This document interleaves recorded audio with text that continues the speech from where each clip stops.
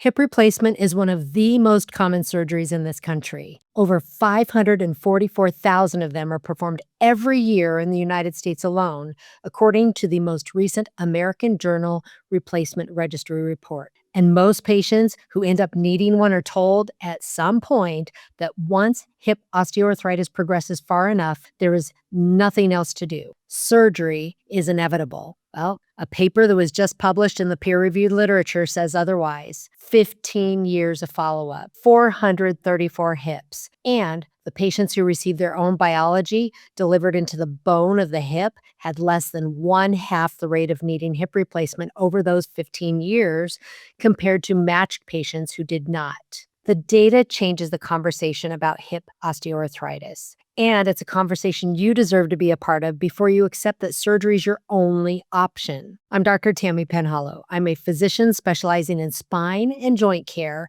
and regenerative medicine. And I work with active adults dealing with knee, shoulder, hip, and spine problems who are trying to avoid unnecessary procedures. And if you're someone who wants to understand how to actually match what you're doing to what your body needs, these videos are designed for you. Subscribing just makes sure that you don't miss the ones that build on this. Let me give you the specific data from this paper before I explain what it means for you. The patients who received intraosseous, meaning in the bone marrow concentrate to the hip, had a 16% conversion to a hip replacement over 15 years. The matched controls who received conservative care had a 40% conversion over the same 15 years. That's not a small difference. That's 24% absolute reduction in the likelihood of needing a hip replacement in over a decade and a half. And when the researchers looked at the patients who received the highest dose of stem cells, the conversion rate dropped even further. The high dose group had a 1.4% conversion to hip replacement at 15 years.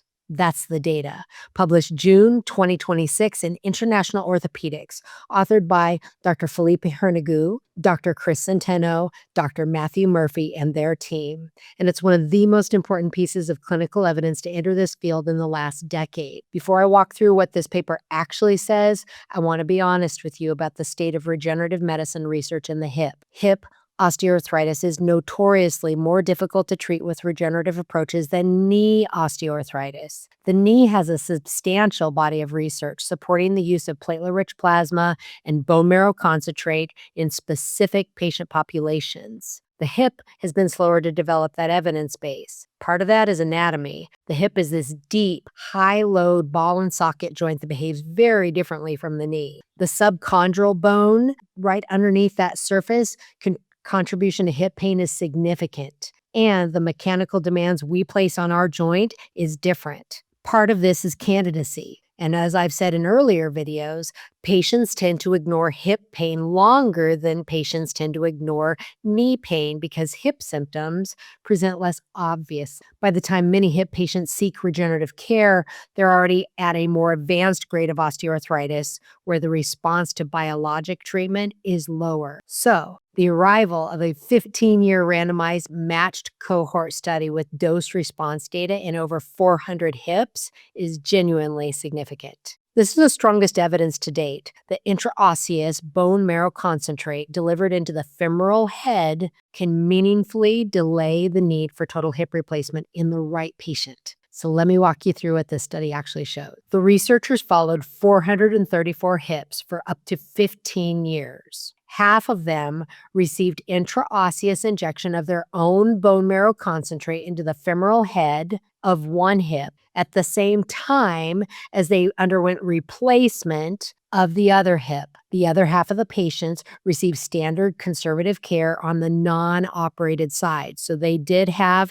a hip replacement and conservative care on the non-op side. These two groups were matched by osteoarthritis grade, patient age, patient sex, and cause of the arthritis. The primary question they asked was simple. Over 15 years, how many patients in each group ended up needing a total hip replacement on the treated side? So at 5 years, 4.6 of the bone marrow concentrate hips had progressed to hip replacement. In the conservative care group, 28.6%. At 10 years, the bone marrow concentrate group was at 12%. The conservative care group was at 35.9%. At 15 years, the bone marrow concentrate group had reached 16.1%, the control group 40.1%. The gap widens over time. The biological effect is durable. And when the research analyzed the patients by the cellular dose delivered, the pattern was clear. Higher doses of colony-forming unit fibroblasts, which is our surrogate marker for the MSCs or mesenchymal stem cells in the product, produced better outcomes. The lower dose tier had a 38.8% conversion to hip replacement. The middle dose tier, 10% conversion. The highest dose tier, 1.4% conversion at 15 years. So that's a dose-response relationship that supports biological plausibility. It's not a placebo pattern. Higher doses do more work. The biology is real. This is where I want to be super honest and careful because the paper is honest and careful. The patients who did best were those with mild to moderate osteoarthritis treated earlier in the disease process with a high dose of cellular product and without significant structural risk factors like hip dysplasia.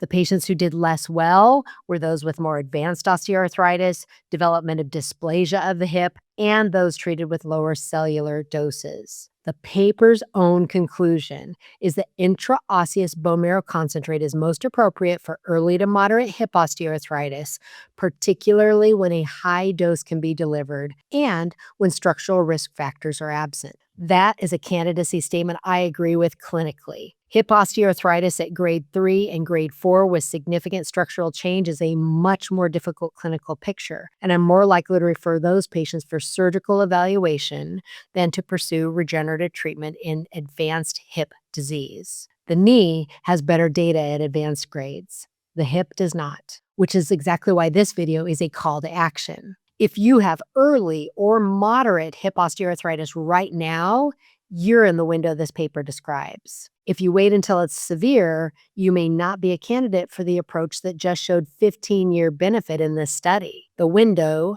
closes, and the paper documents that clearly. The best responders were treated early in mild to moderate disease with adequate biological dosing. I don't want you to hear this evidence and think you have unlimited time to act on it, because you do not. Hip osteoarthritis progresses.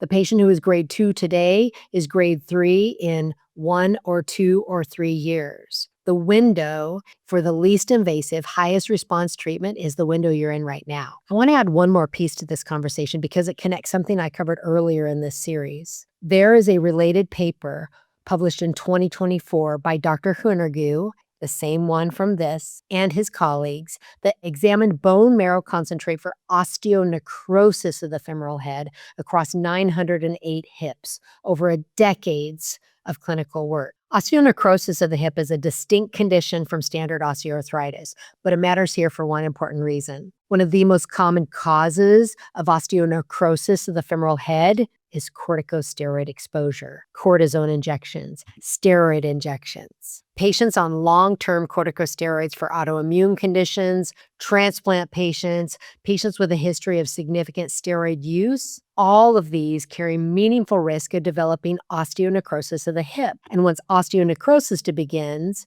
the pathway towards femoral head collapse and hip replacement is well documented. This 2024 paper showed that early intervention with intraosseous bone marrow concentrate, the patient's own, can support bone repair in the femoral head before collapse occurs, which ties back to a point I made in an earlier video in this series. Corticosteroids are not benign.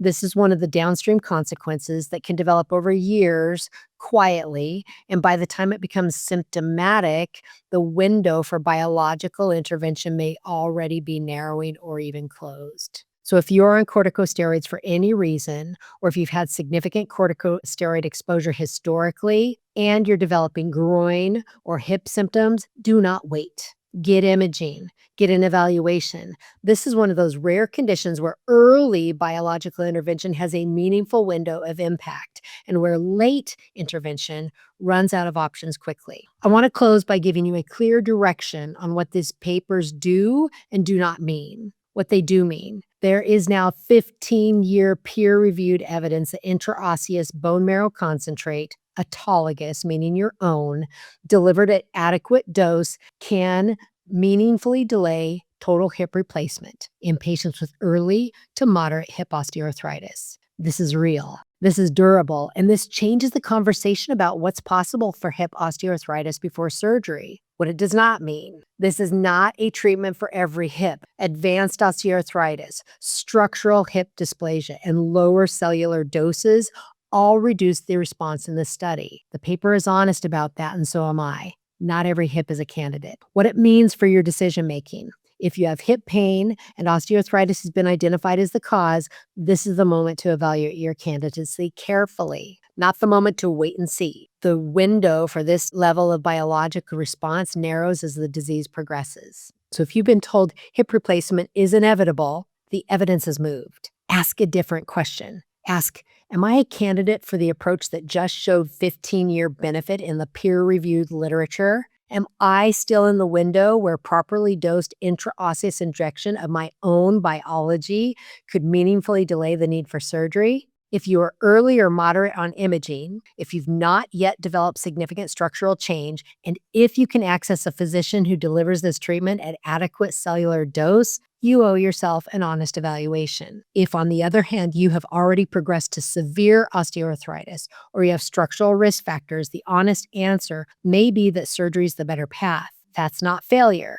That is clinical judgment, and a good regenerative physician will tell you that directly rather than treat you into a poor outcome. If you're in the window and you act, you have peer-reviewed 15-year evidence supporting the approach. Your treatment is placed into a disease state that is documented to respond. You may meaningfully delay or avoid the need for hip replacement. Your outcome reflects what the biology can actually do when it's delivered to the right patient at the right dose. If you wait or you're already past the window, the evidence supporting biological intervention weakens. Advanced disease and structural risk factors reduce the response, and surgery may become the appropriate path, not because regenerative medicine failed, but because you passed the window in which it could have worked. The decision the paper points to is a decision about timing, not about whether the treatment is capable of producing an effect. If this video is helpful, then it did its job. These conversations are meant to help you think more clearly about your options.